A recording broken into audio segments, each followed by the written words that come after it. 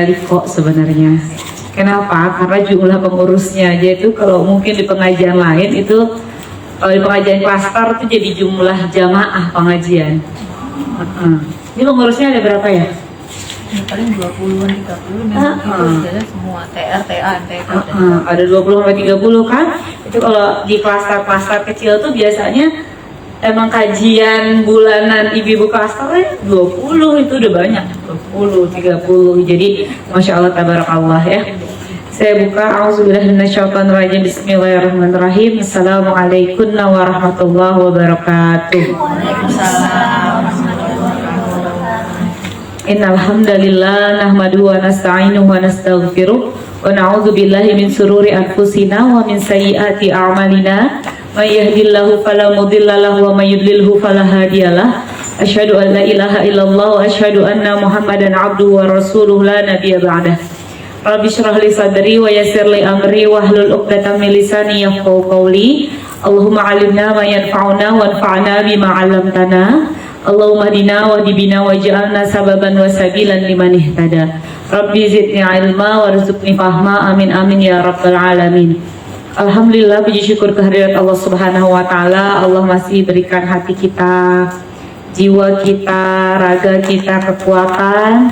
Kita bisa disampaikan di rumah Swahibatul Bait Banuni ini untuk liqo sama-sama, berkumpul bersama-sama mengingat Allah Subhanahu wa taala. Ini merupakan satu penghargaan dari Allah yang luar biasa. Karena memang sebenarnya iman itu tidak bisa dicapai kecuali dengan ilmu. Ya, maka dalam salah satu keterangan tafsir Al-Quran di surah Al-Asr itu, ya, illalladzina amanu, tidak merugi kecuali orang yang beriman. Iman di sini ditafsirkan oleh para ulama adalah orang yang juga berilmu. Kenapa? Karena iman itu artinya percaya, dan kepercayaan itu tidak bisa masuk ke dalam diri kita kecuali kita punya ilmu sehingga kita mempercayai hal tersebut. Ada orang yang sudah berislam mungkin dari lahir, ya, di KTP-nya tulisan Islam, atau dia dulu mungkin pernah ke pengajian dulu. Tapi kalau tidak dipelihara, terkikis nggak imannya? Terkikis. Maka ilmu dengan iman itu adalah sesuatu kesatuan yang harus selalu dijaga. Jadi kalau misalnya kita tidak menuntut ilmu, kita bilang stop, nggak mau kajian lagi, stop, nggak mau ngaji lagi, udah cukup, dari masa kecil udah di madrasah kok sekolahnya. Ya, kuliah juga mungkin udah kuliah di sekolah Islam, jurusan syariah, stop, nggak lagi nuntut ilmu. Pada saat itu kita sama saja mengikis iman kita. Mau sebanyak apapun ilmu yang sudah kita pelajari, tapi kalau kita bilang stop pada saat itu, kita nggak nuntut ilmu lagi, berarti kita telah menggadaikan atau merelakan iman kita ini akan terkikis sedikit demi sedikit. Maka menjadi jembatan atau volunteer orang untuk bisa menuntut ilmu agama itu sama saja menjadi jembatan atau volunteer seseorang untuk bisa beriman kepada Allah Azza wa Jalla. Itu kan mahal. Kalau misalnya kita, ya, untuk bisa menjadi penghubung orang aja nih, makelar tanah atau apalah, dapat nggak keuntungan? Dapat. Itu baru dunia. Apalagi kita menjadi Allah dengan hambanya, maka keuntungannya itu nggak bisa dipikir dengan akal, tetapi dia bisa dirasa dengan hati kita.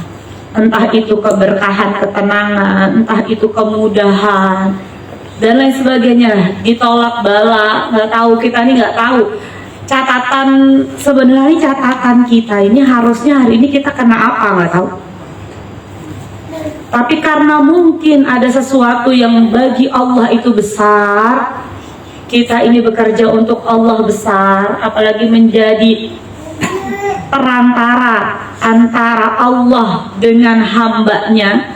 Hamba Allah ini mengenal Rabbnya, perantara dia berilmu, perantara dia beriman, maka insya Allah Rabb pemilik langit dan bumi yang langsung akan membayarnya kepada kita. Insya Allah. Kalau sekarang kita merasa hidup kita biasa-biasa aja, karena kita nggak tahu sebenarnya tulisan takdir itu seperti apa. Nggak tahu kalau mungkin sebenarnya pagi hari ini tulisan takdirnya mungkin kita keserempet motor, nggak tahu. Karena tujuan kita cuma mau ke majlis taklim, liko, majlis khairatun nisa, kita pikir biasa aja. Bahkan tadi di rumah mungkin anak saya mau ke sekolah masih nangis-nangis juga, ada drama. Karena kita nggak tahu ternyata ada yang dihapus di antara itu, yaitu keserempet motor. Entar taunya di mana? Nanti kalau kita sudah berjumpa dengan Allah Subhanahu wa Ta'ala. Ada banyak sebenarnya yang Allah tolong di hidup kita yang kita tuh nggak berasa. Yang kita tuh nggak berasa. Maka teman-teman yang dirahmati oleh Allah Subhanahu wa Ta'ala, pengajian itu harus menjadi kewajiban dan prioritas kita. Dan seharusnya kalau kita memiliki suami yang juga soleh, dan kalaupun belum, mudah-mudahan dia akan menjadi suami yang soleh, minimal dia tidak melarang kita ke pengajian. Karena sebenarnya menjadi kewajiban seorang suami untuk memberikan ilmu pengetahuan agama kepada istrinya. Kalau dia tidak sanggup, maka dia harus mencarikan guru untuk istrinya. Nah, kalau istrinya sudah mencari guru sendiri dan guru itu baik, itu berarti luar biasa, sama saja meringankan beban suaminya. Makanya perempuan yang solehah itu adalah sebaik-baik perhiasan. Dia bisa menutupi kekurangan suaminya.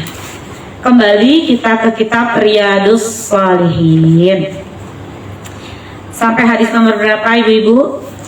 Di kitabnya 10. Ada yang nomor hadisnya beda. Kadang-kadang ada cetakan yang lain beda satu nomor. Kebanyakan di kitabnya nomor 10 ya. Yang saya lagi bawa kitabnya dua-duanya sih nomor 10 hadisnya. Sampai hadis yang Wa'an Abi Hurairah radhiyallahu anhu qala Rasulullah sallallahu alaihi wasallam salatul rajuli fi jama'atin tazidu ala salatihi fi suqihi wa baitihi bid'ah wa 20 darajah. Wa dzalika anna ahadahum idza tawadda'a fa ahsana al-wudu' thumma atal masjida la yuridu illa shalah. Sudah dapat? Coba. Biar nggak tersesat, biar nggak panik. Bab niat. Bab niat. Kita belum beranjak dari bab niat. Hadis tentang sholat jamaah ini sebenarnya pembahasannya dari Abu Hurairah.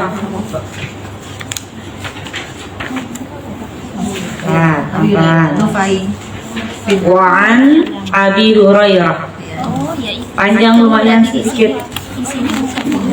Nah ya, yang bunuh-bunuhan kan udah kemarin. Ya, ada orang membunuh, dia dibunuh gitu ya. Dua-duanya masuk neraka. Itu udah. Sekarang yang Abu Hurairah, hadis Abu Hurairah yang tentang shalatul rajul. Ya, udah ya. Nah, tadi saya udah bacain tuh, ya. Saya baca ulang deh. Dan semuanya hampir semua dapat ya? Oke, baik, ya. Wa'an Abi Hurairah radhiyallahu anhu qala Rasulullah sallallahu alaihi wasallam salatul rajuli fi jama'atin tazidu ala salatihi fi suqihi wa baitihi bid'an wa 20 darajah. Wa dzalika anna ahadahum idza tawadda'a fa ahsana al-wudu' thumma atal masjida la yuridu illa shalah la yanhazuhu illa shalah lam yakhtu khutwatan illa rufi'a lahu biha darajah wa hutta anhu biha khati'ah hatta yadkhul al masjid fa idza dakhala al masjida kana fi salati maka natis salatu hiya tahbisuh wal malaikatu yusalluna ala ahadikum madama fi majlisihi alladhi shalla fihi yaqulun Allahumma arhamhu Allahumma ighfir lahu Allahumma tub alaihi ma lam yu'zi fihi ma lam yuhdis fihi muttafaq alaihi wa hadza lafzu Muslim. Dapat ya? Baik. Kalau baca hadis ibu-ibu itu nggak harus ada ikhfa, apa nggak ada. Makhraj iya. Jadi kalau saya baca hadis saya nggak dengung, saya enggak, itunya yang itu nggak harus, tapi makhraj iya. Makhraj iya. Ya, tapi ikhfa idgham itu enggak. Ya, tajwidnya tapi makharijul huruf ya. Ya, beda dengan baca Al-Qur'an. Jadi itu khusus yang ada berdengungnya, yang ada apa? Itu khusus baca Al-Qur'an. Ya. Dari Abu Hurairah radhiyallahu anhu ia berkata, Rasulullah shallallahu alaihi wasallam pernah bersabda, salat seseorang dengan berjamaah itu pahalanya melebihi pahala salat yang dikerjakannya sendirian di rumahnya. Nah, ini berjamaahnya maksudnya di masjid. Ya. Pahalanya kalau orang berjamaah di masjid itu melebihi pahala sholat yang dikerjakannya sendirian di rumahnya dan sholatnya di pasar. Kenapa disebut di pasar? Karena dulu orang kerja di pasar, kalau nggak di ladang. Nggak ada ngomong di gedung atau di kantornya gitu ya. Dulu nggak ada kantornya gitu. Kantornya ya berdagang biasa di pasar. Kalau nggak di rumah, kantornya di rumahnya. Ya kayak dulu kan orang kerja juga kalau zaman-zaman dulu banget ya, walaupun bekerja kantornya di rumahnya, belum kayak sekarang misalnya di kantor, di mana benar-benar kantor. Nah itu dulu masih belum ada yang seperti itu. Jadi kebanyakan di rumah, kalau nggak di pasar, kalau nggak paling di ladang. Ya, karena jadi petani biasanya kita petani kurma atau apa ya, punya ladang kurma ya, atau pengembala kambing. Pengembala kambing kan nggak ada kantor ya. Ya, nggak tahu dia lagi berjalan di mana. Pernah lihat pengembala kambing yang asli di sana? Belum ya, karena di Saudi itu udah jarang orang pengembala kambing, orang udah pada kaya. Ya, ntar insya Allah kalau ke Jordan, misalnya kalau mau ke Masjidil Aqsa ke Jordan, itu masih banyak pengembala kambing tuh, sampai di jalan-jalan besar aja kadang-kadang kambing lewat. Biasanya pengembala kambing itu di sana ada kambingnya, ada keledainya, ada anjingnya, itu satu set, ya. Jadi panjang. Kalau dia udah lewat nih, ya udah mobil berhenti karena dia panjang banget. Kambing, ada keledai, ada anjing. Jangan ditanya hukum anjingnya gimana, beda. Kalau untuk yang pengembala, ya ada yang pengembala nggak? Ada ya, udah nggak usah dijelasin. Jangan soal pengembala deh ya. Saya juga mau punya anjing, ngapain jadi pengembala kambing? Enggak, udah ya, ya, kucing aja. Itu pun kalau saya melihara kucing juga nggak berbakat ya. Jadi berbakatnya cuma melihara ikan, harus yang paling dasar dan gampang ya. Selanjutnya, dengan pahala 20 derajat lebih, karena di sini disebut bid'ah ya. Mana ya lafadznya? Ya, bid'an ya. Di sini bid'an, ba'ain ya, itu dalam bahasa Arab itu bilangan antara 3 sampai 9. 3 sampai 9 itu namanya bid'un. Di sini disebut bid'an karena ini posisinya dalam satu kalimat. Kalau bahasa Arab itu harakat terakhir itu posisi dia sebagai di satu kalimat itu sebagai apa?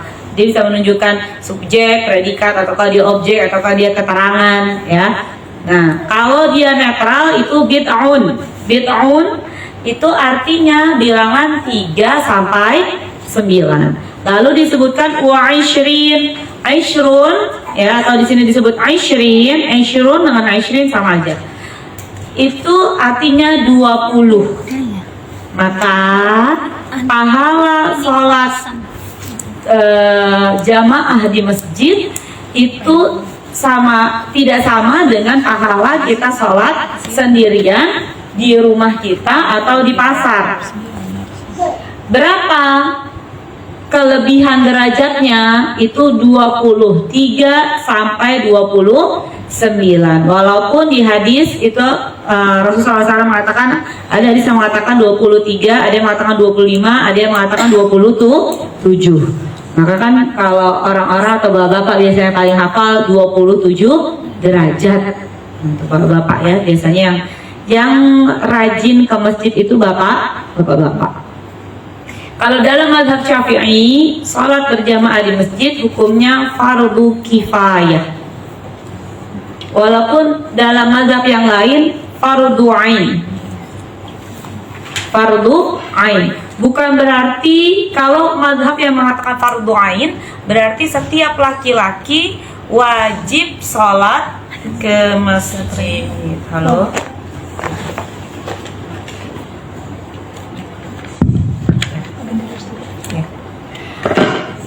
Jadi kalau mazhab yang mengatakan fardu ain berarti setiap laki-laki wajib sholat ke masjid. Walaupun kalau dia sholat di rumah bukan terlarang, tetapi dia tetap ada dosanya karena fardu ain. Tetapi kalau mazhab Syafi'i itu fardu kifayah. Fardu kifayah. Fardu kifayah artinya apa? Dia fardu, wajib. Tapi kalau sudah ada orang yang sholat di masjid, maka dia tidak berdosa kalau dia sholat di rumahnya. Ini khilafiyah dalam fikih. Kenapa bisa demikian? Karena nanti saya akan sebutkan ini ada dalilnya juga. Kenapa begitu? Karena di sini disebut, ya dalilnya tuh hadis ini.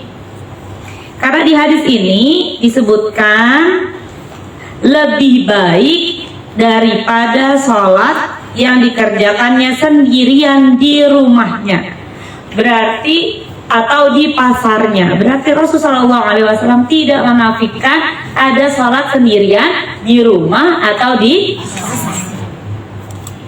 Tetapi sholat di masjid derajatnya lebih tinggi. Lalu mengapa fardu? Karena ada hadis yang orang buta itu, Rasulullah, apakah saya harus ke masjid?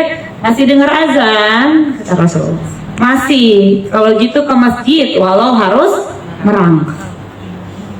Maka hukum fikih itu diambil dari beberapa hadis. Dan ada hadis-hadis dan ayat-ayat yang lainnya, ditelurkanlah hukum. Dalam pandangan mazhab Syafi'i fardu kifayah, dalam pandangan mazhab yang lain ada yang khilafiyah itu fardu ain.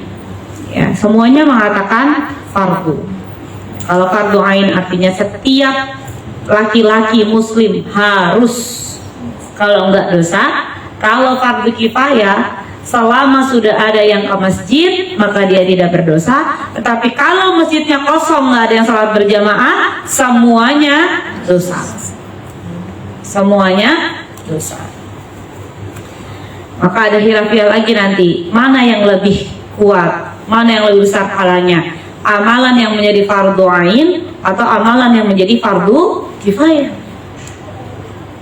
Karena kalau fardu ain wajib seorang semuanya, kayaknya kuat banget. Tapi kalau fardu kifayah, dia seolah-olah mewakilkan orang lain. Tuh.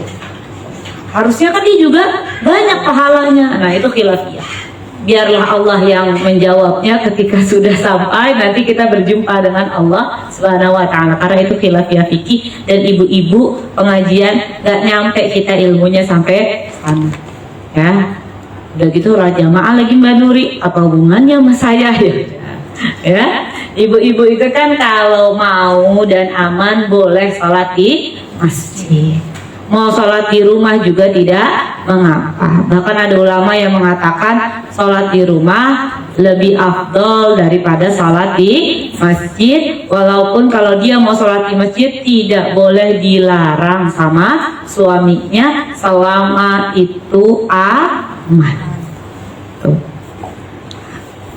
Yang demikian itu dikarenakan jika salah seorang di antara mereka telah berwudu, nah ini yang menjadi menyambung dengan bab niat adalah kenapa derajatnya dia itu jadi tinggi kalau sholat ke masjid, karena jika salah seorang di antara mereka telah berwudu dan menyempurnakan wudunya, kemudian dia datang ke masjid dan tidak ada yang mengeluarkan dan membuatnya beranjak dari rumahnya kecuali untuk mengerjakan sholat.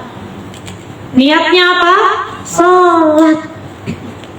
Walaupun bapak-bapak atau ibu-ibu berangkat ke masjid, tapi niatnya bukan untuk mengerjakan sholat, walaupun keluar buat iktikaf, niatnya gue mau ketemu si fulanah, nanti mau ngomongin tentang ini, habis kira-kira lebaran Id kita masaknya apa. Walaupun kita pakai mukena, kayaknya berwudu, niat utamanya malah mau ketemu teman kita, atau sekalian aja lah, kayaknya dia biasanya sholat di masjid. Kenapa mau ke masjid? Biar mau ketemu tante itu. Enggak, niatnya bukan itu. Ya kita tetap bawa, tapi niatnya saya mau sholat, kali-kali ketemu di dia. Saya mau ke masjid, saya mau sholat, saya mau iktikaf. Biasanya sih dia ada di situ, kali-kali aja ketemu dia. Tapi bukan karena udahlah sekalian daripada nanti repot harus pakai gojek, ini saya bawa aja deh. Biasanya juga di sana dia. Jadi niat awalnya mau ketemu dia, sembari sholat, bukan sholat sembari ketemu dia. Kalau ketemu, tapi ini ketemu dia sembari sholat kan beda. Niatnya beda. Makanya orang itu bagaimana niatnya. Nih ibu kesini, ya bagaimana niat ibu sendiri dari rumah. Hanya ibu dan Allah yang tahu. Kalau tadi ada niat yang salah, tolong dilurusin lagi.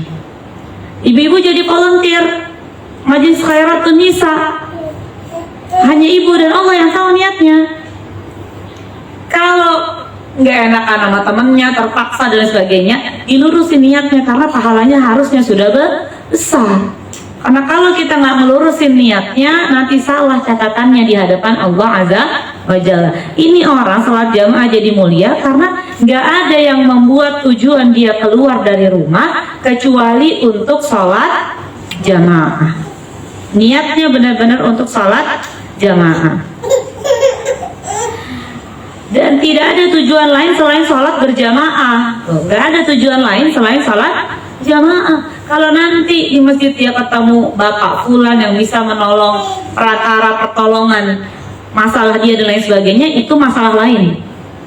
Kalau dia dapat rezeki setelah itu masalah lain. Tetapi dia berjamaah untuk apa? Dia pergi ke pengajian untuk apa? Dia jadi volunteer untuk apa? Tidak ada niat lain kecuali Allah. Mbak Nunik mau nyalon? Enggak ya? Alhamdulillah. Nyalon. Ini buat pengajian di sini niatnya insya Allah untuk Allah ya Mbak ya. Bukan ada udang di balik rempeyek ya. Kalau permasalahan lain ya lain, nanti itu kan nanti ya. Cuman awalnya harus karena Allah. Karena ada juga orang kita ngadain pengajian, pencalonan jadi bupati, jadi wali kota Tangerang Selatan tuh berapa tahun lagi ya? 5 misalnya. Wah untuk, nah ini kadang-kadang gitu. Orang zaman kekinian ini kita nggak paham, otaknya dia apa tuh nggak paham, ya. Kepala boleh sama rambut boleh sama hitam, istinya pakai kerudung sama, tapi maksudnya datang pengajian sama, tapi maksudnya nggak tahu. Walaupun kita tidak ditanya sama Allah mengenai maksud seseorang, yang penting kita lurusin maksudnya kita, dan kita juga nggak bisa nuduh seseorang itu seperti itu. Hanya dia dan Allah yang tahu. Ya, tapi insya Allah kalau diri kita jangan begitu. Apalagi kalau misalnya ada 5 tahun udah dihitung nih, berarti bagaimana target jamaah kita nih sekian, supaya nanti dia jadi volunteer ketika saya mau nyalon jadi wali kota Tangerang. Mbak Nuri langsung aduh re, jauh Mbak Nuri, pusing saya. Itulah, nah kadang-kadang itu kan setan tuh sukanya kita udah lurus ada aja dibisikinnya ambisi yang nggak bener gitu loh di tengah-tengah jalan ya. Nggak, walaupun misalnya gini kita nih punya dagangan atau apa ya, kita udah berusaha misalnya ya udah misalnya nggak banyak tuh dari pengajian itu yang beli, ya udah jangan gara-gara itu nggak jadi volunteer lagi gitu maksud saya. Kalau pada saat itu nggak jadi volunteer lagi berarti pada saat itu niatnya salah. Kan niat awal kita bukan itu. Kalau nanti Allah kasih sesuatu yang lain yang menguntungkan dunia kita, tapi itu adalah jalan Allah, bukan tujuan utama kita, bukan itu. Tujuan utama kita tetap Allah. Makanya doa kita itu selalu ihdinas siratal mustaqim, ihdinas siratal mustaqim, atau Allahumma arinal haqqa haqqa warzuqna tiba wa arinal batila batila warzuqna tinabah. Dan niat ini perkaranya besar di hadapan Allah Subhanahu wa ta'ala. Perkaranya besar. Dia bisa merubah sesuatu yang mubah menjadi ibadah, bisa merubah sesuatu yang ibadah menjadi dosa. Itu hanya perkara niat. Hanya perkara yang kemarin sudah saya jelaskan juga ya. Ini kan karena niat ini berkali-kali, emang hadisnya banyak. Supaya kita tuh mengingatkan tuh niat kamu apa, kamu mau ngapain, niat kamu apa, kamu mau ngapain. Ada yang mau haji? Ada yang tahun ini berangkat insya Allah? Belum, insya Allah tahun depan ada yang berangkat. Kalau mau haji itu Mbak, ini karena sebentar lagi musim haji ya, diingatkan diri dari sini kita udah haji doa apa ya, ngaji bareng-bareng, ada undang ustadz didoakan, udah betul niatnya karena Allah. Begitu di sana subhanallah la haula wala quwata illa billah. Di gedung apartemen, kan awal nggak di hotel, di transit, hotel transit itu apartemen. Itu berapa aja orang yang di hotel transit itu heboh. Ustadz, ini kok kita jauh banget dari Zamzam Tower, saya mau belanja, ini apa? Entar dulu. Sabar ibu-ibu, astagfirullah wa atubu. Itu siapa yang godain? Setan. Supaya niatnya tadi buat haji, kok malah jadi buat belanja. Entar dulu, ini wukuf belum ya, Mina belum, lempar jumroh belum, masih panjang. Itu Zamzam Tower nggak lari kemana-mana enggak. Jangan capek, warawirinya nyewa taksi lah ke sono. Tiba-tiba udah pengajian di hotel transit, pengajian malah nggak ikut pengajian, bawa kerudung baru, kita ngomong sama temennya, ini udah sepi tadi, enak pokoknya. Ini mau ngapain? Ini mau ngapain? Kan gitu kan? Mau ngapain? Belum lagi perkara misalnya ya, kita nggak bisa ngomong itu apa kan, karena media sosial ini kan pisau bermata dua. Karena kita juga butuh syiar dengan media sosial, tetapi jangan sampai ketika belum kita siap itu kita upload, terus kita heboh, kesel, kok yang like sedikit, aduh niatnya apa, kita haji apa, ntar sabar bu. Terserah perkara, kalau kita ikhlas tuh bodoh amat, mau yang nge-like 5 kek, mau 50 juta kek, itu nggak ngefek kalau orang ikhlas. Tapi kalau kita masih ngefek itu, tahu ngefek bahasa kita dulu zaman gitu. Kalau Gen Z jangan-jangan nggak tahu ngefek apa sih? Nggak ada pengaruhnya. Kalau orang hilang tuh nggak ada pengaruhnya. Udah biarin aja. Makanya kadang-kadang kita di jalan kayak gini jadi volunteer. Udah jalan kebaikan kayak gini, ditesnya sama Allah adalah Allah berikan orang yang tidak apresiasi dengan apa yang kita kerjakan. Bahkan mungkin memfitnah apa yang kita kerjakan. Ketika pada saat itu kita ngambek sama Allah.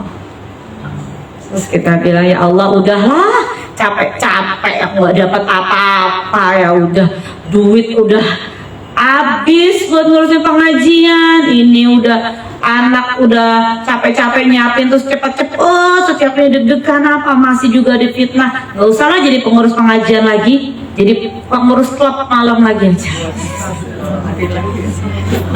Karena ada orang yang ngambeknya tapi jauh banget.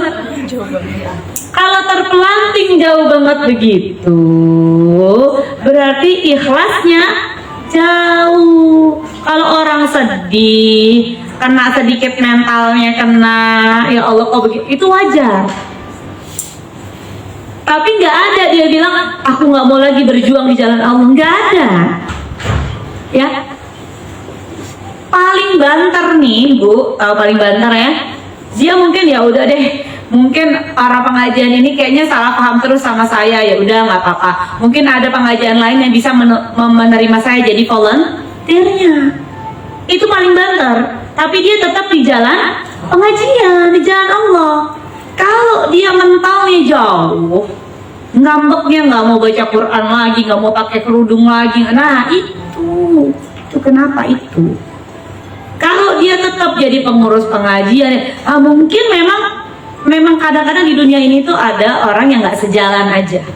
Sama-sama maksudnya baik, tapi bukan sepemikiran, ya sudah nggak apa-apa. Tapi kalau dia ngambek sampai melintir jauh, berarti ikhlasnya jauh.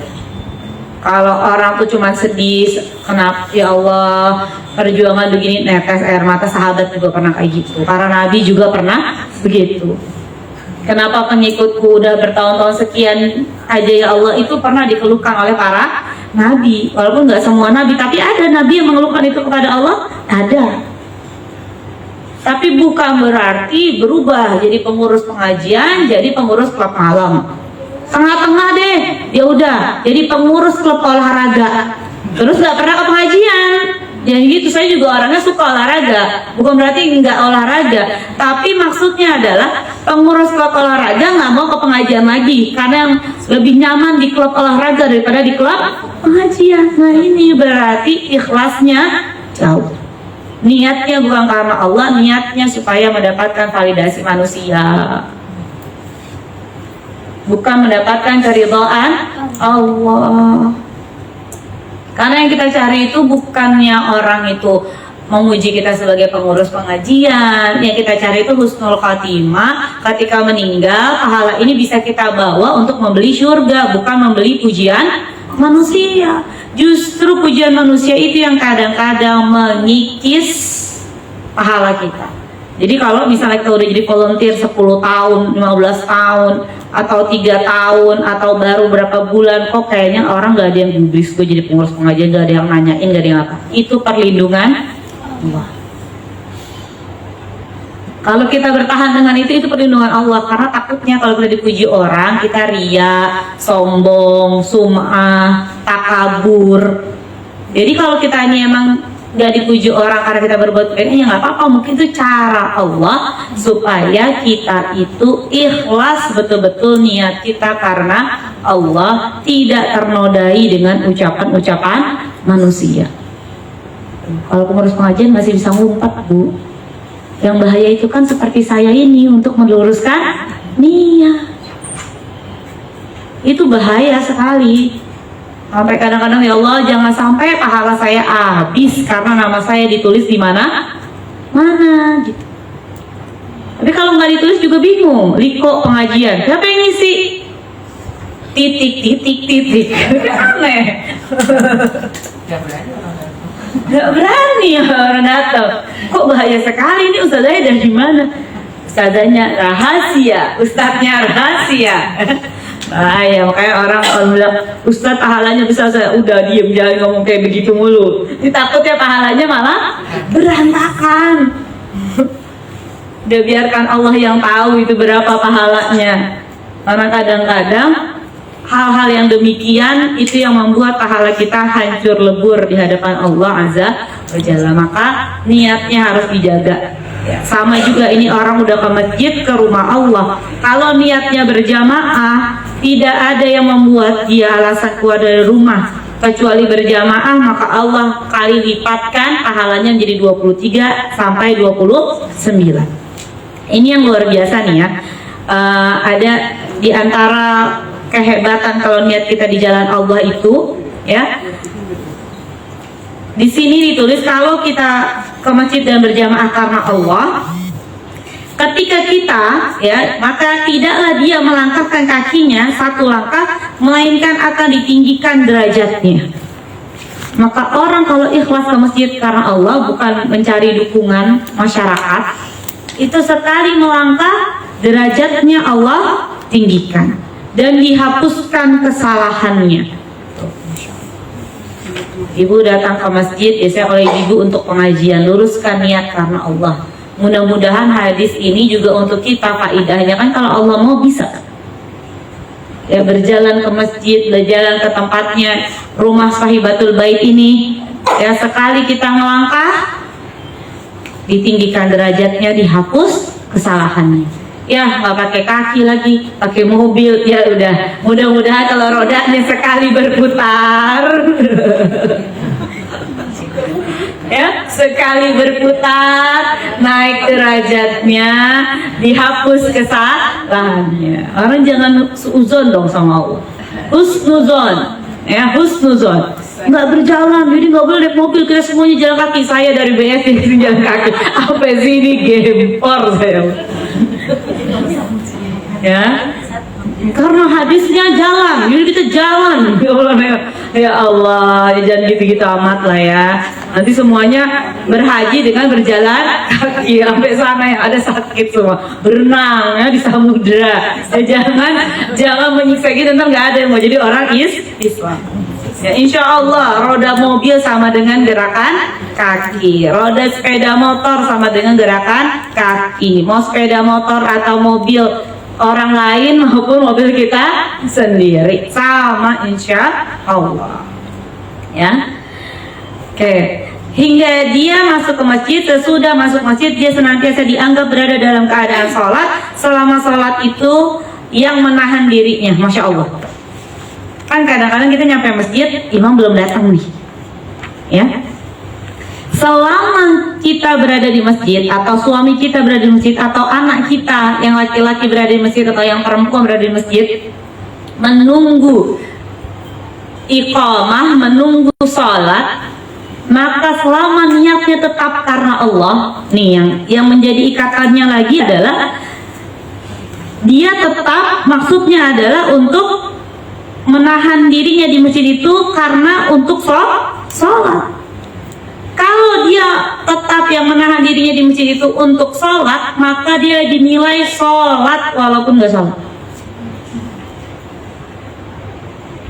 Apalagi kalau sholat tahiyatul masjid dulu, apalagi kalau dia sholat mungkin ada sholat hajat atau sholat apa yang dia lakukan, atau dia ngaji, dia diem aja nggak ngapa-ngapain bu, dinilai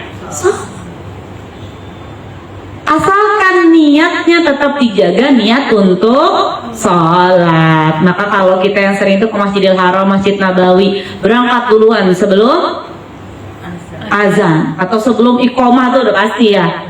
Itu kan biasanya berobat soft sebelum azan, 5 menit sebelum azan. Kalau sebelum iqomah mah lift aja nggak dapat, udah kocar kacir di Zamzam Tower juga ya, udah ada innalillahi wa inna ilaihi rajiun ya, dipikir di masjid mana kali ya, udah. Nah, sebelum azan, nah yang menjadi tagline di sini, diniatkan kalau kita lagi umroh lagi seperti itu ke masjid buat sholat, dijaga, jangan malah buat konten dulu lah, bagus, tapi jangan jadi itu utamanya. Kalau kontennya mungkin untuk apa gitu loh. Kalau untuk syiar bagus, tapi maksudnya bukan itu utamanya. Utamanya saya mau sholat jamaah. Ini kan yang aneh, sambil nunggu sholat jamaah kita foto-foto dulu lah. Mumpung nih ada endorsement ini, endorsement itu, inilah, itulah, inilah. Udah nggak dapat pahala kalau menunggu sholat itu, pahala yang sama dengan sholat. Bayangkan kalau di Masjidil Haram 1 rakaat sama dengan 100.000. Kita cuma nunggu aja, nunggu iqomah. itu diem aja bengong ngeliatin orang Pakistan lagi ngapain. Tapi niatnya tuh nggak usah diomong kalau kita ngaji ya. Itu pasti udah luar biasa. Ini ustazah gimana sih malah ngajarin bengong? Ya enggak. Maksudnya kadang-kadang kita malah pikir, aduh kalau nggak sih kayak ikomah, aduh lama banget. Enggak, itu tuh dinikmatin. Karena kita tuh bengongnya aja. Kalau niatnya itu untuk berjamaah, pahala, apalagi ngajinya. Saya dinikmatin, atau panik kalau kebelat pipis. Ibu-ibu ya, karena mungkin dulu masih kecilnya sering cepet, akhirnya kan nggak bisa tenang, nggak bisa menikmati gitu. Kalau orang zaman sekarang tuh nggak ada mindfulnessnya, nggak ada sama sekali. Padahal di sini diajarin sama Allah menikmati menunggu iqamah. Kalau niat kita untuk sholat berjamaah selama waktu kita menunggu iqamah, maka dinilai sedang sholat. Masya Allah. Tapi jangan bilang goalsnya apa, ke masjid mau berangkat cepat, terus kamu ngapain? Bengong aja gitu, yang penting jaga. Iya. Siapa yang ngajarin? Sada Nuri. Aduh ya Allah. Tolong ya Bu ya, makanya tolong diserap dengan baik ya. Nah, kalau saya ngomong kayak gini, takutnya salah paham. Takut. Apa kita mau viralin aja ya? Ya Allah, orang sekarang kan mencari yang gitu-gitu ya. Jangan, nauzubillahimin. Para malaikat mendoakan salah seorang di antara kalian selama dia masih berada di tempatnya mengerjakan sholat. Masya Allah. Jadi nggak cuma dinilai sholat, orang tersebut yang mau sholat berjamaah, yang niat di hatinya sholat berjamaah sambil nunggu sholat berjamaah, selama dia ada di tempat sholatnya dan niatnya itu dia jaga, malaikat mendoakannya. Apa doanya? Ya Allah, berikanlah rahmat kepadanya. Rahmat itu apa sih? Bukan Kak Rahmat ya Bu. Rahmat itu artinya kasih sayang. Maksudnya ya Allah sayangi dia. Ya Allah sayangi dia. Bayangkan, yang doain kita malah malaikat doain kita supaya kita disayang Allah. Masya Allah. Makanya berasa kalau habis pulang umroh ya, itu rasanya hati lapar. Karena mungkin niat kita bener waktu nunggu iqamah. Didoain malaikat, ya Allah rahmati dia. Ya Allah berikan dia kasih sayangmu. Ya Allah berikanlah ampunan kepadanya. Bukan cuma dimintain supaya Allah nyayangin kita, malaikat mendoakan kita supaya kita diampuni oleh Allah Azza wa Jalla. Mungkin ada orang yang dosa masa lalunya habis karena mungkin dia rajin sholat berjamaah di masjid. Terus dia berangkat, waktunya antara azan dengan iqamah itu mungkin sebelum azan aja dia udah bergegas ke masjid supaya dia dapat banyak doa malaikat. Maka kalau masa lalu orang itu biarlah dia dan Allah yang tahu. Tapi bagaimana dia bisa menatap masa depannya supaya dia itu nanti husnul khotimah, itu yang dia bertanggung jawab sekarang ini. Ya, ada orang yang dosanya habis, hidupnya nyaman di akhir hidupnya hanya karena mendawamkan rajin ke masjid. Terutama nanti kalau sudah masanya ibu, sudah masanya, anak sudah menikah, ya Bu ya. Mungkin suami udah pensiun atau dia meninggal duluan sebelum kita. Mau ngapain lagi Bu di rumah? Di rumah mau ngapain lagi? Jangan kalah sama mbah-mbah yang ada di kampung. Ngapain mbah-mbah yang ada di kampung untuk kerjaannya? Ke masjid. Itu nggak ada kita bilang nanti bahaya di tengah jalan, siapa yang mau ganggu nenek-nenek, nggak ada. Kecuali kalau nauzubillah ada sakit, mungkin jatuh atau apa. Tapi kalau masjid dekat, diberikan fasilitas rezeki sama Allah, ada mobil bisa bawa mobil, semuanya baik-baik aja, atau bisa bawa motor atau jalan dekat, insya Allah Allah berikan kita sehat. Nggak ada fitnah orang mau naksir kita lagi, mau apa, mau godain, assalamualaikum, nggak ada, nggak ada. Apa bahasanya kayak orang sakit jiwa. Yang godain nenek-nenek kayak gitu sakit jiwa. Saatnya kita menabung untuk akhirat, sering-sering ke masjid biar rasanya tuh plong. Kadang-kadang orang udah tua tuh ada rasa sendirian dan lain sebagainya. Ke masjid, jalan ke masjid, nanti didoain sama malaikat. Kan kita udah akhir-akhir usia tuh minta dikasih kasih sayang Allah, banyak kesalahan, semoga diampuni oleh Allah Azza wa Jalla. Ya Allah, terimalah taubatnya. Yang ketiga, selain dikasih rahmat Allah, didoakan dikasih rahmat Allah, didoakan diampuni, didoakan sama malaikat semoga taubat kita diterima. Ini bagus sekali untuk amalan para calon nenek-nenek. Gak ada yang nggak mau jadi nenek-nenek. Ya kalau umur kita nyampe ya jadi nenek. Kalau kata Ustaz Arifin kayak gini, Allah memberikan kuasa seseorang, Ashabul Kahfi itu 309 tahun, nggak ada keriput-keriputnya, mukanya bertambah satupun nggak. Berarti kalau Allah berikan kita keriput itu juga tanda kekuasaan.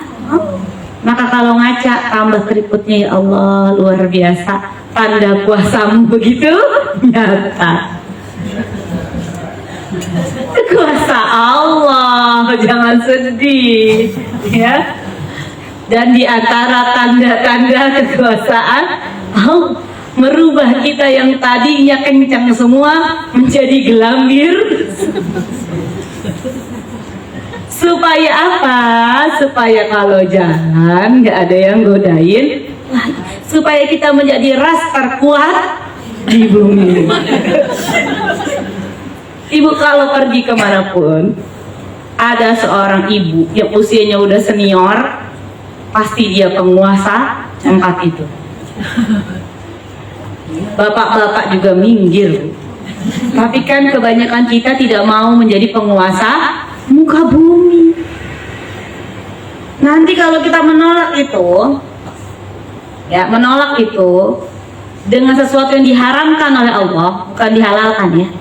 Karena ada perawatan yang dihalalkan, ada perawatan yang diharamkan. Bukan nggak boleh ngerawat. Saya juga ngerawat, kali saya nggak ngerawat ya. Lagi suami saya juga masih hidup, masih seger. Ya, rawat lah. Tapi kalau kita merawat dengan sesuatu yang sampai pokoknya nggak mau kelihatan, saya harus tetap 10 tahun, saya harus 10 tahun. Bisa gini gitu. Lama-lama begini. Orang tuh kalau ngelihat orang udah tua, nikmatnya ngelihatnya tuh di masjid, pengajian, ngaji, oh cantik banget itu. Pakai baju rapi ke pengajian, dia rapi, bawa tas rapi. Itu menurut saya ibu yang paling tercantik. Yang udah tua tuh kecantikannya di situ. Dia senyum, sabar, udah nggak apa-apa. Nah, emang hidup gitu. Itu cantik menurut saya.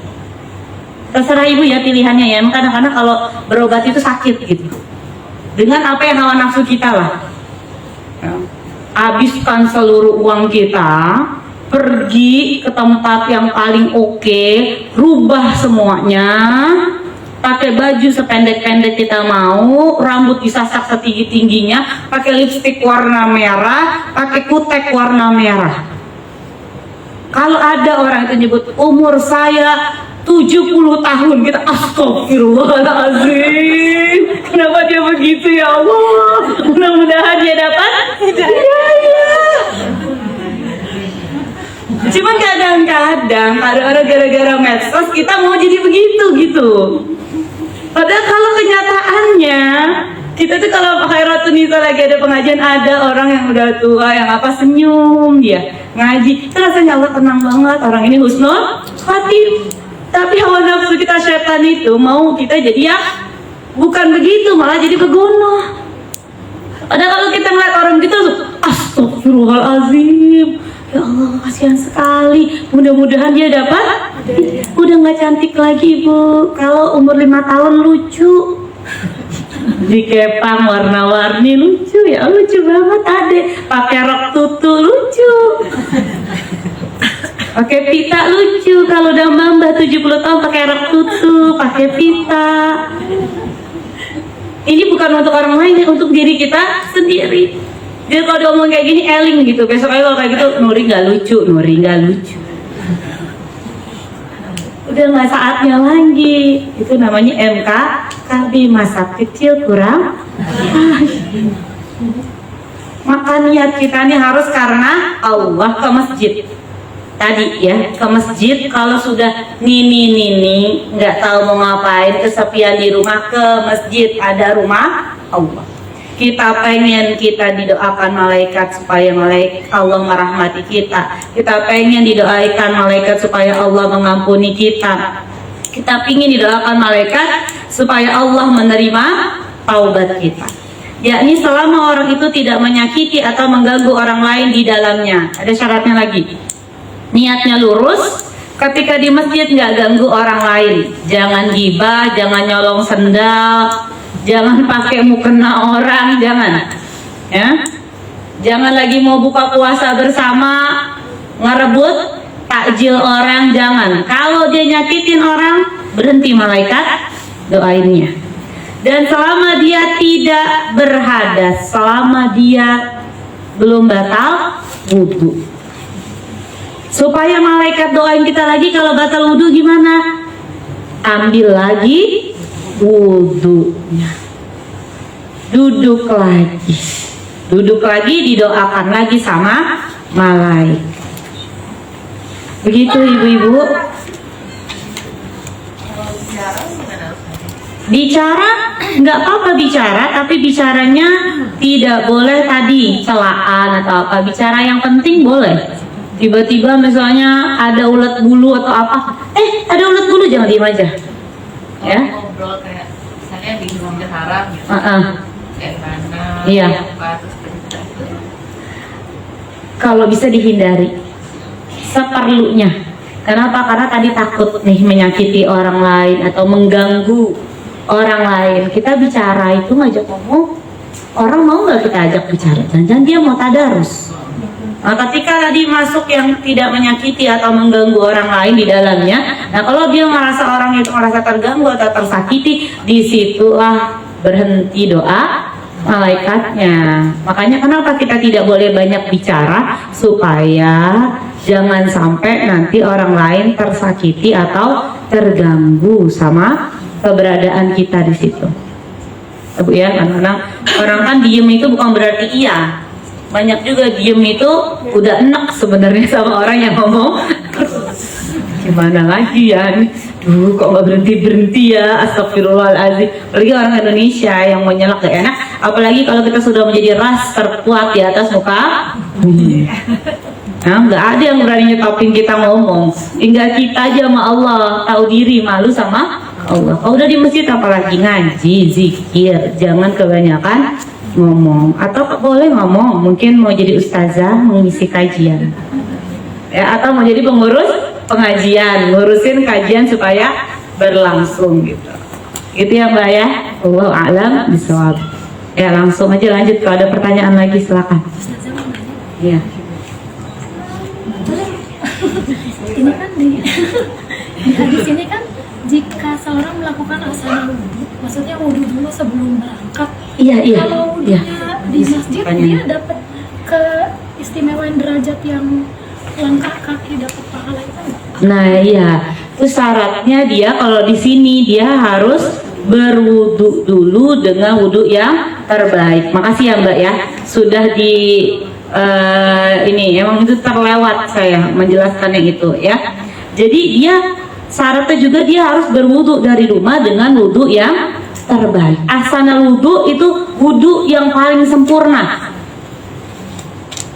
Jadi basuhnya 3 kali ya, tetap dapat dia derajat, tetapi mungkin nggak sampai setinggi itu. Ya kalau misalnya dia mungkin wudunya wudu biasa atau wudunya wudu di masjid, ada derajatnya, tetapi bukan antara 23 sampai 29. Ya mungkin kalau di rumah itu cuma 1.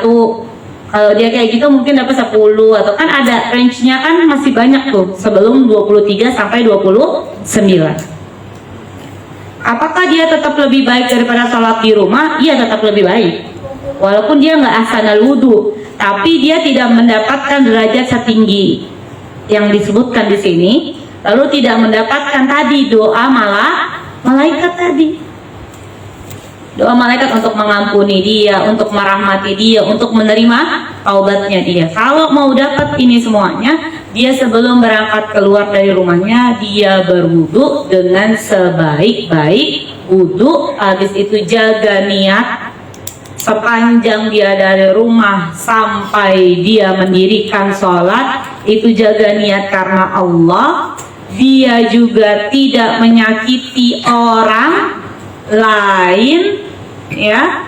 Terus dia menjaga wudhunya terus menerus di dalam masjidnya, maka dia berhak dengan derajat 23 sampai 29 ketika sholat, lalu berhak dengan 3 doa malaikat tadi.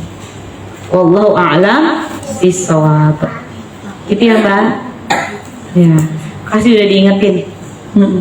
Mau tanya Ustazah, ini ada beberapa. Yang pertama, sholat subuh Ustazah, saya kadang-kadang suka agak bingung dengan bangunin anak sholat subuh, kan agak-agak gitu ya. Dan gitu ketika bangun kita membiasakan diri adalah qoblah dulu di rumah, baru kemudian ke masjid gitu kan. Nah, kadang-kadang si anak kan susah bangun, sehingga antara qoblah dulu ke waktu tunggu iqamahnya kan dekat gitu ya. Nah, kalau seperti itu sebenarnya baiknya kita bagaimana? Apakah kita tetap utamakan qoblah dulu untuk mendapatkan pahala dunia dan seisinya, atau jangan sampai kita telat gitu. Jadi kalau kita qoblah dulu berarti di rumah, jadi kan kita masuk nih ke masjidnya gitu. Atau kita langsung aja ke masjid supaya nggak masuk, tapi kita ketinggalan pahala qoblah. Itu yang pertama, itu banyak. Dan yang kedua itu terkait dengan anak-anak Ustazah.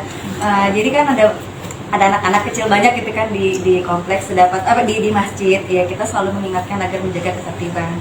Cuman kadang-kadang ada orang, dan kita mengingatkan juga kepada para orang tua untuk mengedukasi anak-anaknya agar tertib sama di masjid, terutama pada saat sholat. Tapi kadang-kadang ada aja anak-anak yang mungkin ya seperti itu gitu ya, sampai akhirnya saya gemes ya, saya akhirnya ngirim bukti CCTV, kan ada CCTV di masjid, lagi sholat, lagi udah segini, tiba-tiba nanti anak datang walaupun celana temannya gitu kan. Itu kan menurut saya udah keterlaluan ya, karena aurat gitu kan.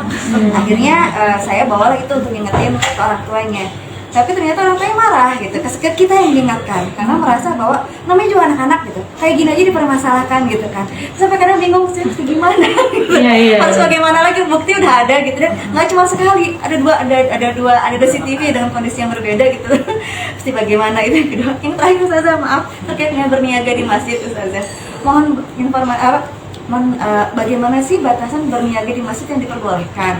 Karena pernah suatu ketika misalkan memanggil ada ceramah ustadz, ternyata ustadznya yang malah berniaga gitu. Jadi bisa beliau menjual buku gitu kan.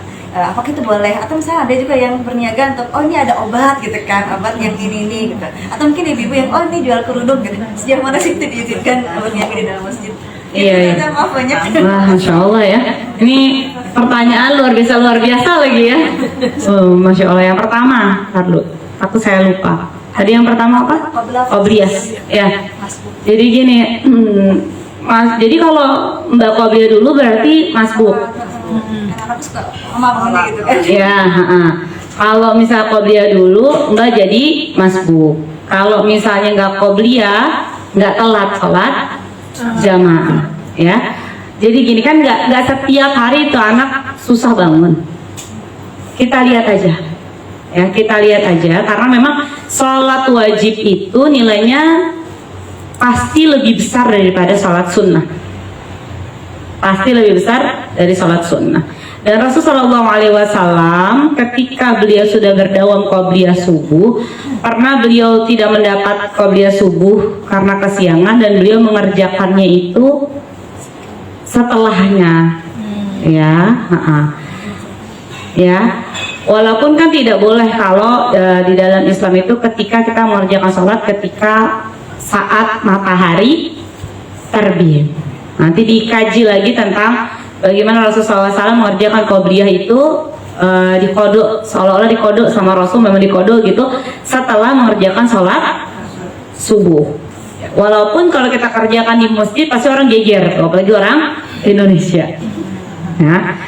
Daripada menimbulkan kegegeran, ya sudah, nggak apa-apa, kita kan sudah berniat untuk sholat qobliyah. Yang membuat kita nggak sholat qobliyah itu uzur syar'i nggak? Uzur syar'i, bangunin anak. Kan niat kita mau qobliyah, emang nih anak lagi begitu deh, namanya juga hidup, ada aja ya kejutannya. Mau jadi anak soleh, ya Allah, ini sampai kerutan bertambah-tambah. Ih mama emang udah tua gitu kan, dong nyalain saya gitu. Ya maksudnya gitulah ya. Jadi kita tidak berniat untuk meninggalkan qobliyah. Kita biasa sebisa mungkin ketika dalam salat wajib itu lebih utama daripada rakaat salat sunnah. Ya ada orang sampai sholat tahajud nggak sholat subuh lah, gimana? Orang kalau perempuan itu ada hadisnya kalau jaga sholat 5 waktunya nggak nambah loh, sholat 5 waktu, puasa Ramadannya cukup, dia jaga kemaluannya, kecuali untuk suaminya masuk surga dari pintu manapun. Itu nggak disebut sholat sunnah, nggak. Yang penting kalau pernah ninggalin sholat fardu diqadha, punya utang yang dulu diqadha, puasa juga begitu, punya utang puasa diqadha, dihitung, jangan pura-pura dalam perahu. Kalau misal lupa jumlahnya itu gimana? Pura-pura tidak tahu. Ntar dulu ya, jawab yang ini dulu ya. Berarti kita cocok mbak. Itu ya. Jadi jangan panik. Insya Allah Allah tuh maha rahman maha rahim. Apalagi mbak, masya Allah di jalan kebaikan. Yang kedua tadi apa? Anak kecil yang ribut di masjid itu mesti yang gimana? Iya. Anak kecil yang ribut di masjid yang udah dikasih tahu tadi orang tuanya. Yang merasa marah, tersinggung orang tuanya. Begini ya, ada satu hukum di dalam Al-Quran tuh begini. Tidak boleh, kenapa saya tarik sama ini? Tidak boleh memberikan Al-Quran yang betul-betul mushaf kepada anak yang usianya itu belum tamyiz. Tamyiz itu belum bisa, kalau dalam Islam itu, dalam fikih itu tamyiz itu sudah bisa makan sendiri, minum sendiri, sudah bisa buang hajat sendiri. Yang kalau dikasih tahu kanan yang mana dia tahu, kiri yang mana dia tahu, depan mana belakang tahu. 7 tahun lah rata-rata kalau normal. Pertumbuhannya itu 7 tahun tuh biasanya anak tuh udah tamyiz, bisa membedakan ini ada laki, ini perempuan, ini teman kamu yang perempuan, ini teman kamu yang laki. Jalan ke kanan nak, tahu, yang kiri nak, tahu. Makan dia sendiri, nggak disuapin lagi. Buang hajat ya sendiri, itu berarti udah masuk usia tamyiz. Kalau ada ibu-ibu atau bapak-bapak atau wali dari anak ini, entah kakeknya atau neneknya lah pokoknya, atau saya misalnya punya keponakan gitu, ada orang yang bertanggung jawab terhadap anak ini, membiarkan anak itu memegang Al-Quran mushaf yang gak ada terjemahannya, ya, belum tamyiz, maka orang itu yang membiarkan itu berdosa. Kenapa? Karena itu adalah kalamullah Al-Quran.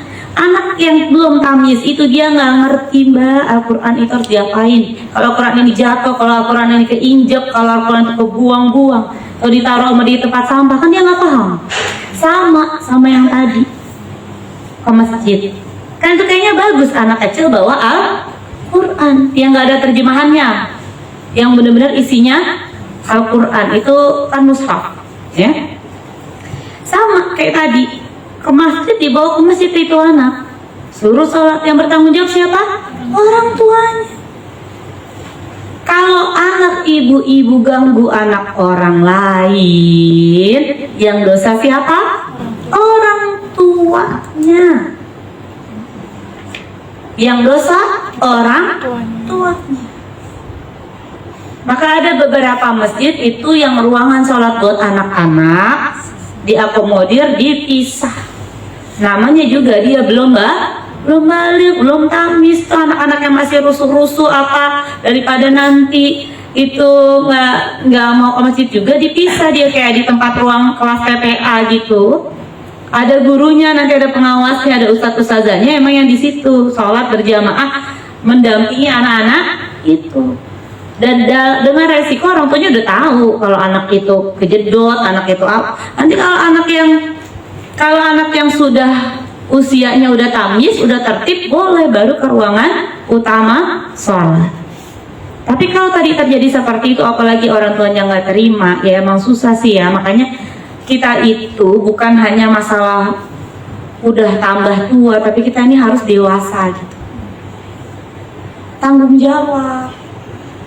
Mungkin kalau anak itu kalau Allah kun fayakun ada, dia ada. Tapi kan tanggung jawabnya tetap tanggung jawab orang tua.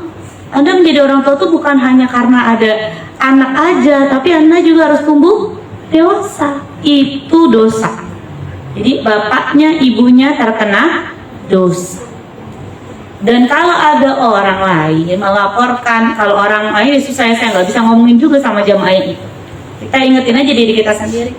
Makanya DKM-nya mungkin dikoordinasi ini gimana penyelesaiannya, apa ada ruangan khusus sendiri atau apa, ada syaratnya. Anak kecil yang boleh juga ke masjid, kalau nggak salah di MJBJ kayak gitu ya peraturannya.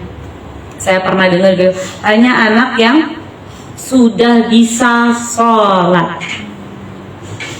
Sudah bisa sholat. Yang belum maka tidak boleh sholat berjamaah di masjid. Makanya perempuan itu nggak ada fardunya ke masjid. Karena anak itu biar dididik dulu sama ibunya sholat berjamaah di rumah sama ibunya. Kalau nanti dia udah siap, udah cakep nih sholatnya, udah rapi nih, dikasih tahu dulu jangan ganggu, tertib, kakinya yang ini, nggak boleh tangannya gangguin teman. Udah bagus sama ibunya dididik, baru ikut bapaknya sholat jamaah. Ini supaya ibunya mau me time, bawa anaknya ke masjid. Emang masjid itu tempat penitipan? Ini mau masak dulu, ikut apa ke masjid? Masih rusuhnya luar.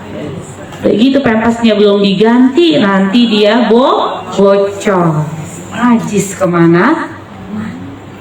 Dikasih tahu pengurus masjidnya, dia yang marah.